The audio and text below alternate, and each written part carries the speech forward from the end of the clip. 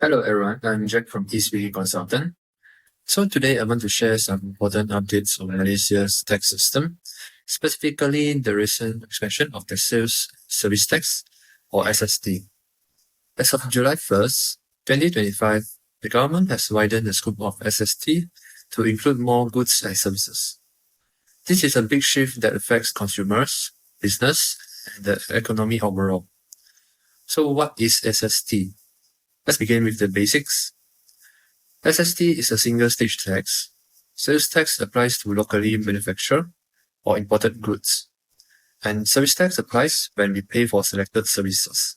The rates are typically 5%, 6%, 8%, or 10%, depending on the product or service. Under the new SST expansion, more luxury and important goods now carry a 5% or 10% sales tax, including items like salmon, king crab, and high-end bicycles.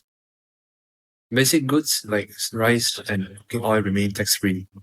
Service tax now includes private education, construction, private healthcare for foreigners, financial services, rental and wellness centers with rates of 6%, 8%. This means some goods will now cost more.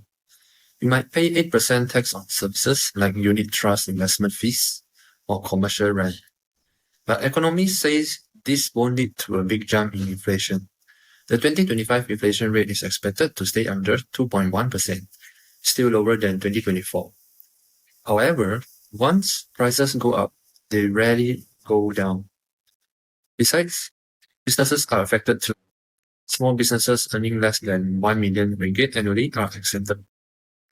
But many shop owners, especially those renting commercial properties, now face higher costs. They may need to raise prices, cut staff, or even close down if margins shrink.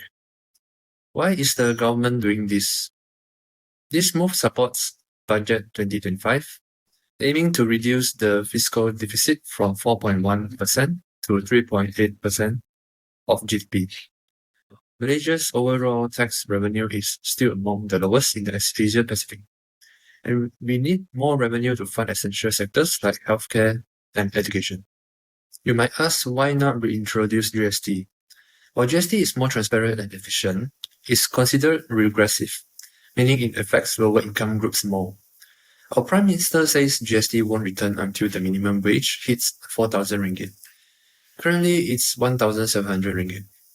But even countries like Thailand and Indonesia, with lower wages, have managed to implement GST successfully. In fact, GST in 2017 generated 44 billion ringgit, much more than SST. GST also reduces tax evasion, avoids tax on tax, known as cascading tax, encourages proper recording, and improves business efficiency. International experts like the IMF and World Bank recommend GST with targeted subsidies for the poor. So, is SST better than GST? Maybe, no. But in the long run, Malaysia needs a broader and fairer tax base. The key is not just which tax we use, but how we implement it. Thanks for listening, and if you found this helpful, feel free to share or comment below.